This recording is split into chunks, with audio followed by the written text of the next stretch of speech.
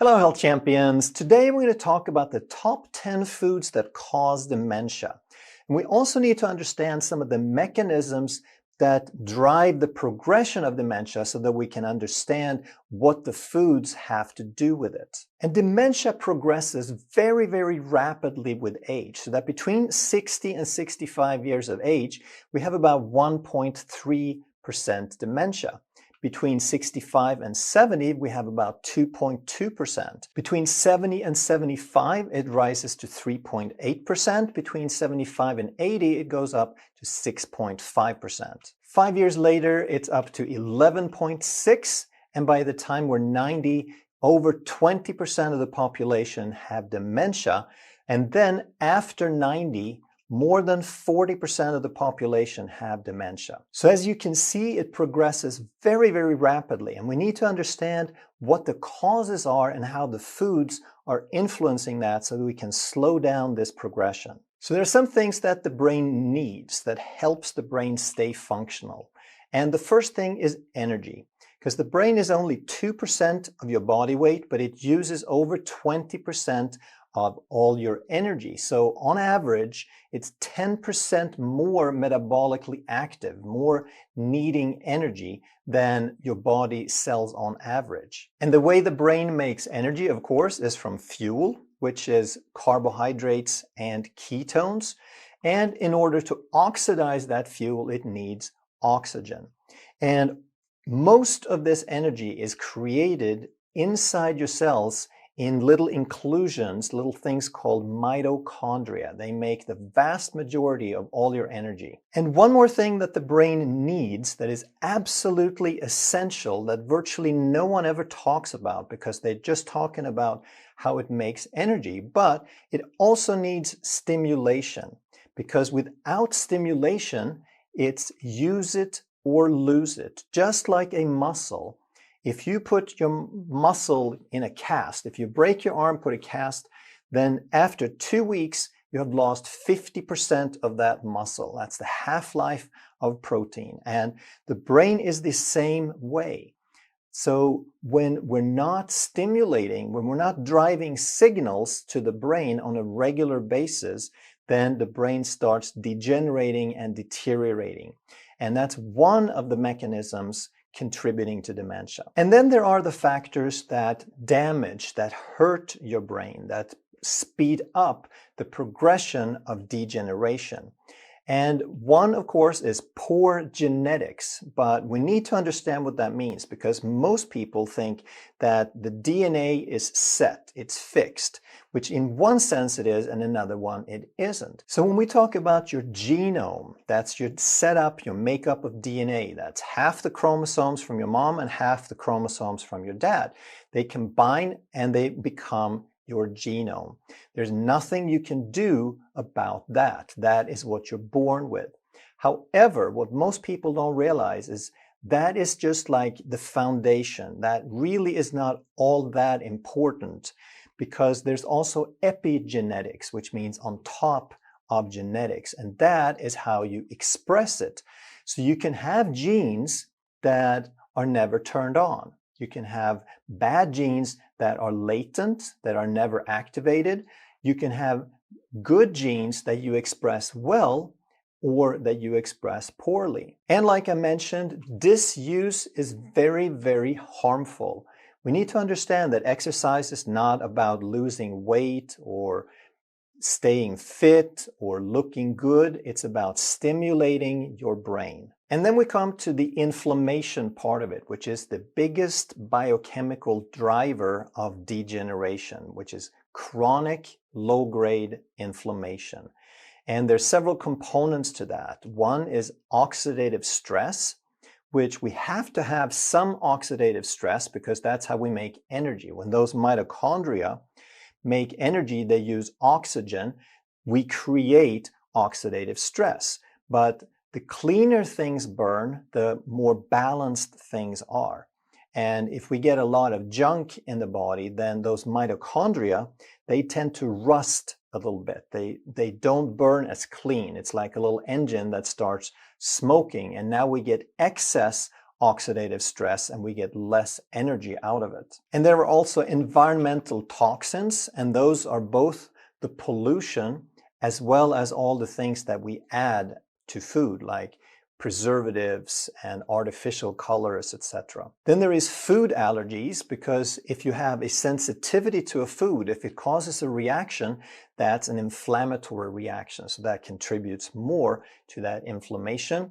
And then there is dysbiosis, that we're only recently starting to understand how important that is, because if you have an imbalance of bacteria in your gut, if you don't have enough of the good ones, or you have too many of the pathogenic ones, now you start getting a little war zone. You start getting chaos down in your gut, and that creates inflammation, but it also creates damage to the lining and to the mucus layer. So now we get leaky gut and we increase the amount of food allergies. So you can see how all of these things are kind of tied together, that they depend on each other. And when one thing isn't working, it makes the whole worse. Food number 1, and these are in no particular order, is excess alcohol. Drinking too much, too frequently will cause premature dementia. Because alcohol is a neurotoxin, it directly damages brain cells in excess, but it also causes leaky gut. So now it contributes to food allergies and to inflammation one more way. It also contributes to fatty liver. And once you have a fatty liver, that tends to increase your degree of insulin resistance, which is another driver of inflammation. And over time, because of all these factors, it can cause brain shrinkage. And we also have to remember that it's dose dependent, that it's not alcohol per se, it's excess alcohol. So if you have a glass of wine, or maybe 2 a few times a week, then that has been shown to have some positive effects.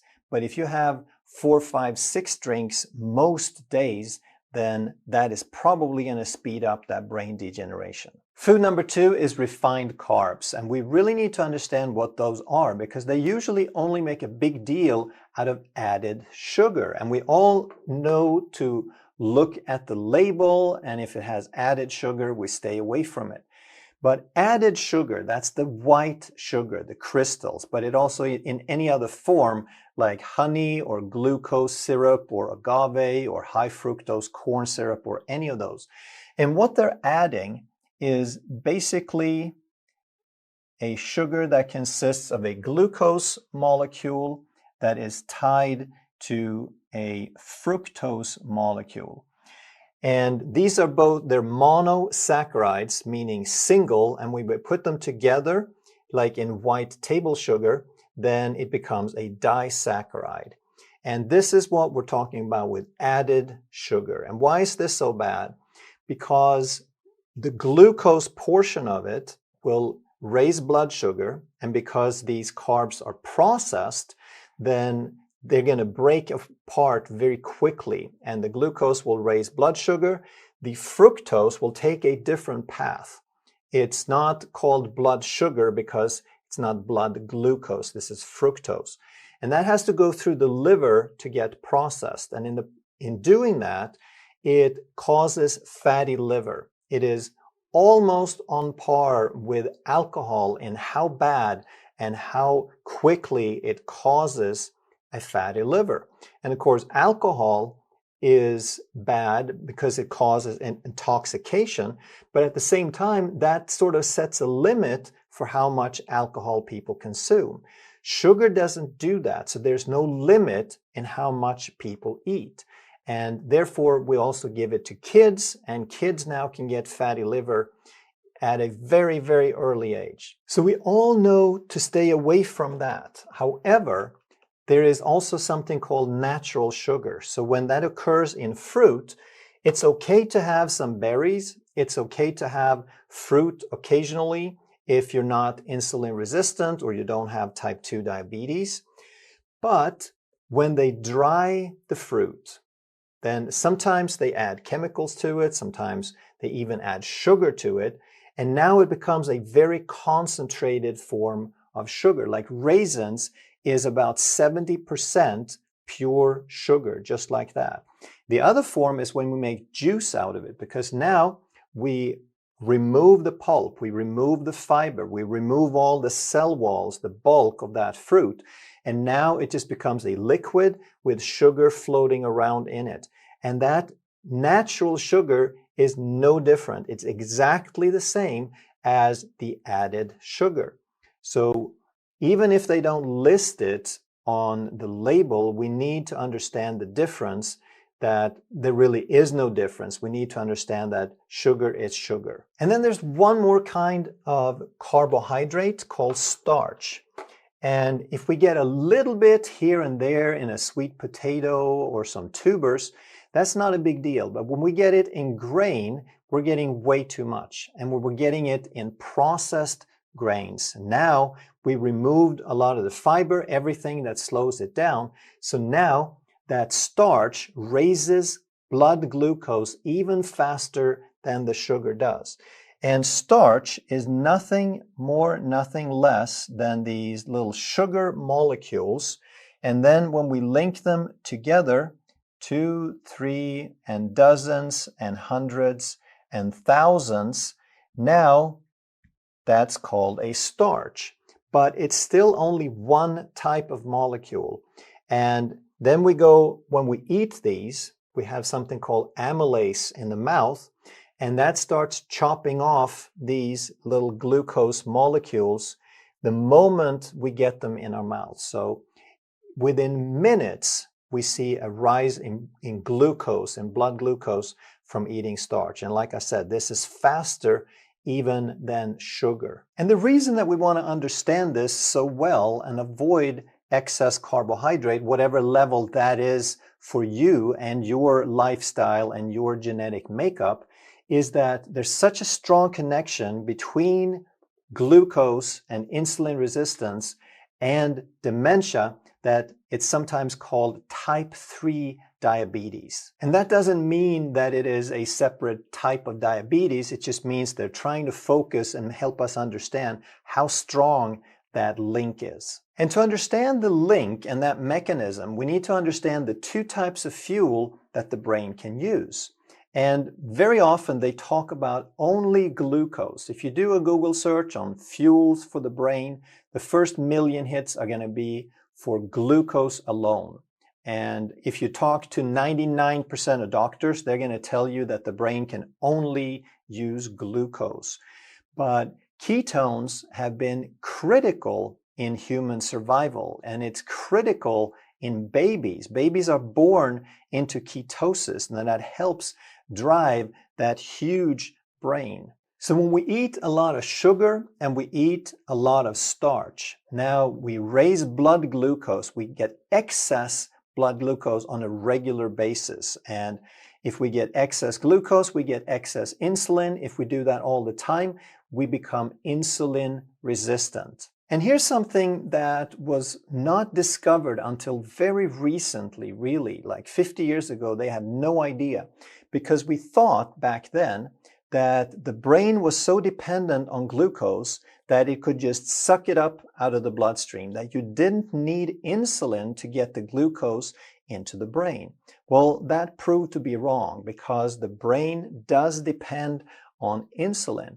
So if your cells are insulin resistant, if your muscles are insulin resistant, then your whole body also becomes insulin resistant to some degree, and your brain cells are insulin resistant. So for a given level of blood sugar, that means if your brain is insulin resistant, it gets less glucose. It can't properly get into those brain cells. So here is that paradox that is responsible for dementia in people with insulin resistance. And that is that if you have too high a blood glucose, then that results in less glucose in the brain. So the more sugar you eat, the more your brain starves. And some people would look at that and say, oh, well, the body is pretty stupid sometimes. That seems like a defective design.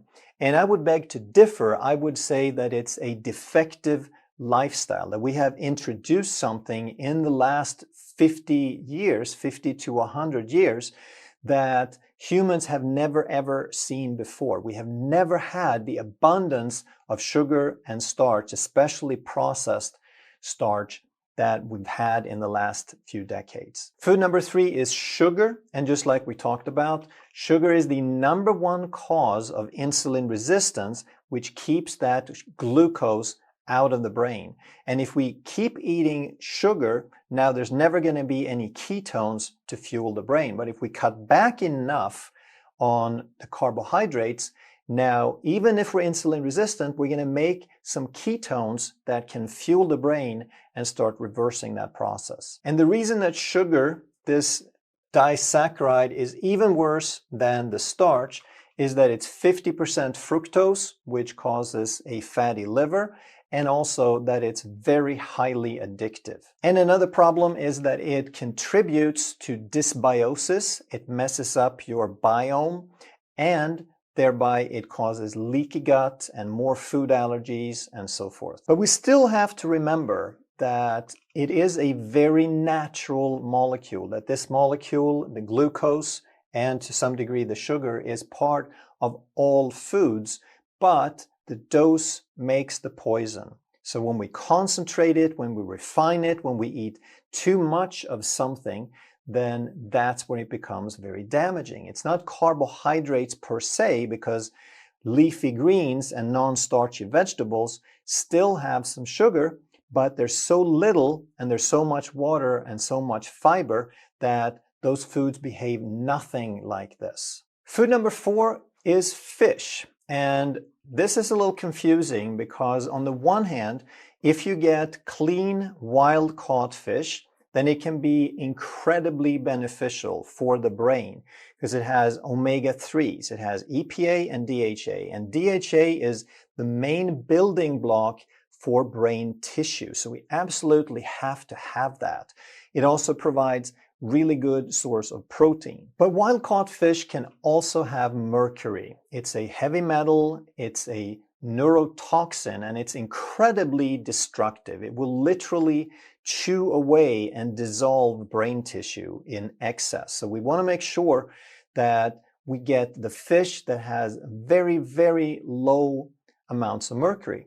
So the high amounts of mercury is in the fish that are predatory, that eat other fish, because all fish absorb a little bit from the water, but then the large fish that eat the smaller fish, they concentrate that. And when they're predatory, they're usually larger and they live longer. And the longer they live, the more they accumulate of this mercury, this toxin. So the safe fishes to eat are typically very small fish, like sardine and herring, and to some degree mackerel, as long as you don't eat the king mackerel that get huge. Also the small flat fish like sole and flounder and cod are very safe.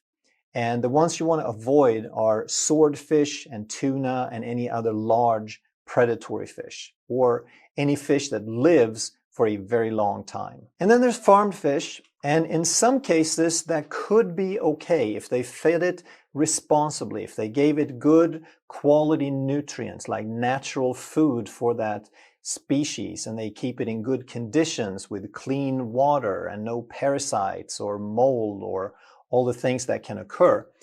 But for the most part, they're just trying to save a buck, and the conditions are usually very deplorable. So they feed the fish the low quality foods, the cheapest thing that will keep them alive. And very often they also feed them hormones and antibiotics and chemicals and artificial colors. Number 5 is what I call the dirty dozen. And those are the types of plants that are most often using a lot of chemicals, a lot of pesticides to produce them. And pesticides are toxic to the body and toxic to the brain. And on this year's list, we have strawberries, nectarines, and blueberries, apples, grapes, and peaches, cherries, pears, and plums. And you want to check for what's going on in your region, because it's going to differ between different countries, between different continents, as there's different farming practices, and also they change over time. These items can vary from year to year. And among the vegetables, we have bell pepper, hot peppers, and green beans, tomatoes, potatoes, carrots, spinach, kale, and celery. So these are the foods that you want to pay extra attention to, and either you get them organic or you pass by altogether and eat something else. Now, very often they're going to say they're still better than none. So eating sprayed toxic plants are still better than not eating them at all because plants are so good for you. Now, that's just one of those things that we've heard and they've been repeated so often that nobody really thinks about that. And for some people, that's going to be true.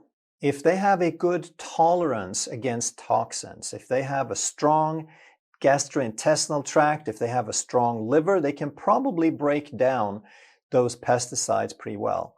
But if you have a genetic weakness, if you have various genetic variants where you don't tolerate, where you don't break down toxins so well, then that's probably not going to be true for you. Then it's probably better to avoid them altogether. And if you have a weak microbiome, if there's an imbalance or dysfunction, now you're going to be more prone to food intolerance. You're not going to have that protective mucus layer, and you'll also be more sensitive to various forms of toxins. And the other thing to understand is that all of these pesticides, all this spraying, all these chemicals, it's a very modern thing. It's all happened basically in the last 50 years. In the previous 50,000 or a million years, there were no pesticides. So our genetic makeup, our genome has never seen pesticides.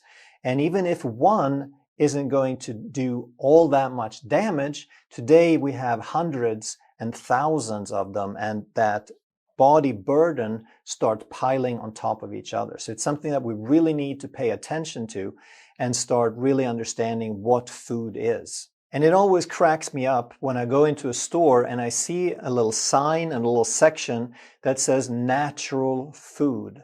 Like they have a department for natural food. And I always ask myself, if that's the natural food, then what's the rest of the store? Number 6 is artificial sweeteners. And I'm going to mention a couple that are more common than the others.